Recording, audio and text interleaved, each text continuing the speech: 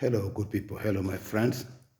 It's Saturday, the 4th of January, 2025, and this is my first exercise of the year.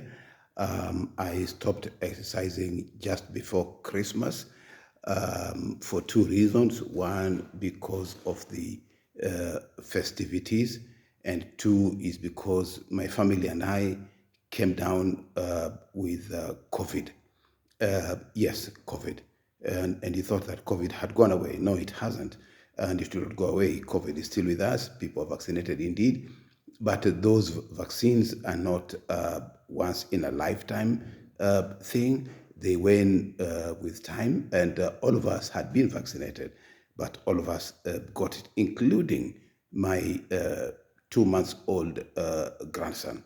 Everybody got it. Some of us came down with severe, moderate to severe illness, and some of them, even though they were positive, but they were not showing any clinical symptoms. Our grandson also was positive, but he did not show any clinical symptoms, just mild coughing and sneezing. But everybody in the household got it. It also helped that we still have a stock of the rapid test kits that we got from the UK.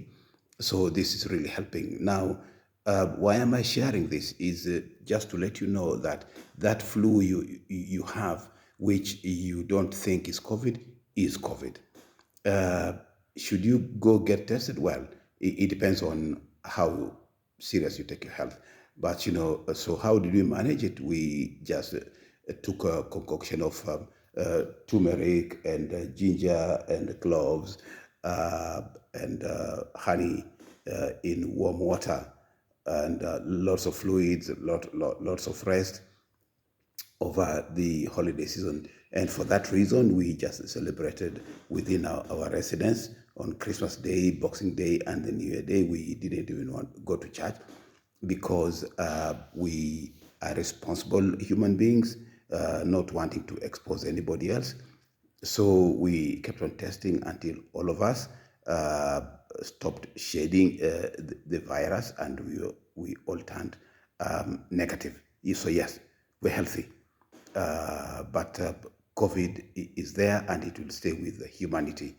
So take care of yourself.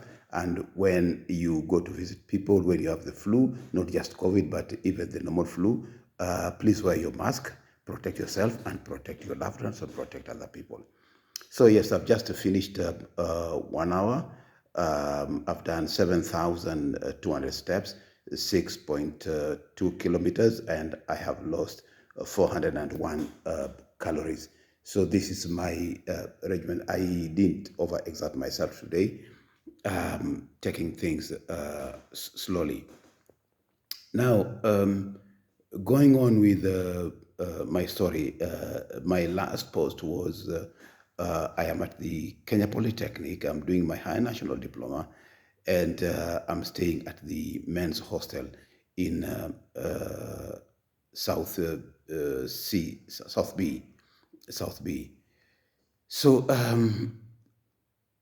during meal times, we would go to the main dining hall, and there was this particular table which had been nicknamed Beirut, and it had very radical Luo men who would sit there, and they had strong opinions on anything and everything and everyone. I slowly drifted to that table. I think it was a table sitting 8 people, and it was an opinion maker, opinion leader in the men's hostels, the Beirut table. So yeah, that's where we were. And I used to go to classes 3 times a week. I think Mondays, Wednesdays, and Fridays. Tuesdays and Thursdays, I would be at the hostels reading or go to the library. So life was pretty mundane. Well, just going through the syllabus and sitting for exams, passing them, coming back for another semester. It was not a sandwich pattern like for the ordinary diploma. So every time we were there, it was 5 terms full time. So started in May of 1985, and we completed our course December of 1986. Upon completion of that course, I went back to Kisumu, took a month off, and stayed in Yabondo with my family.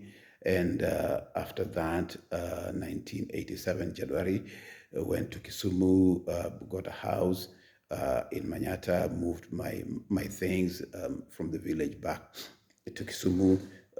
Also moved with our last one brother, who was going to join Form 1 in Kisumu. So the two of us stayed in Kisumu. And then after a few months, I moved from Manyata and to Nyawita.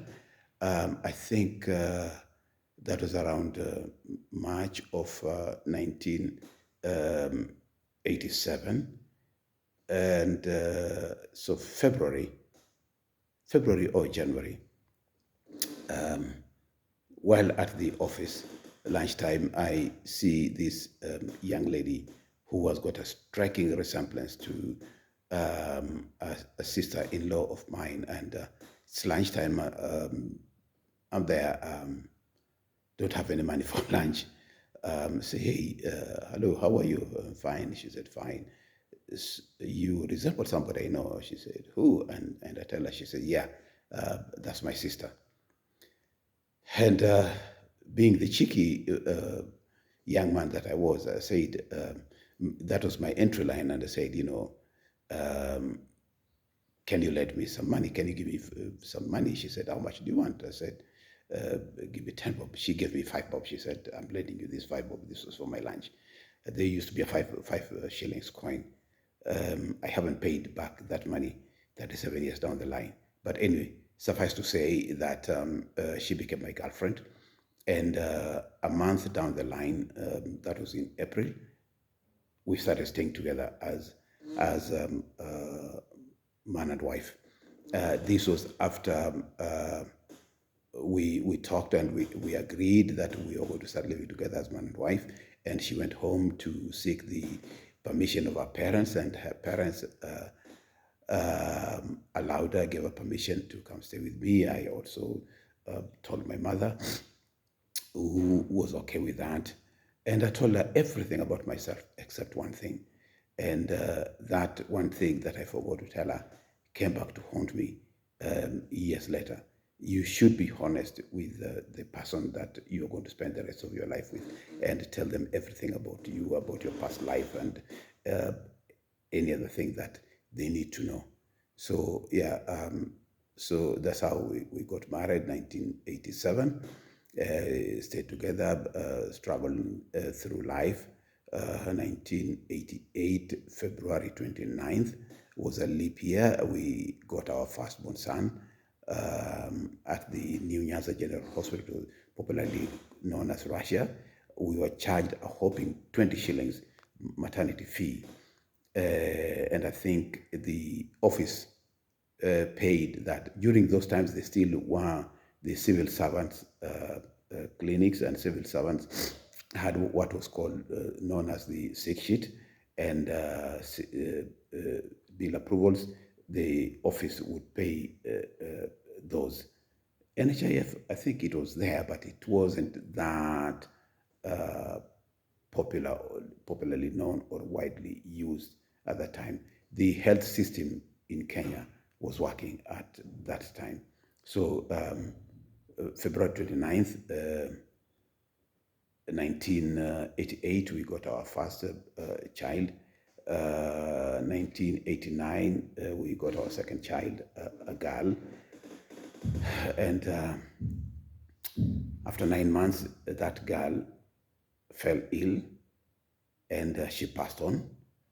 And that marked big chapter change in our lives, and I'm going to talk to you about that tomorrow. So bye for now.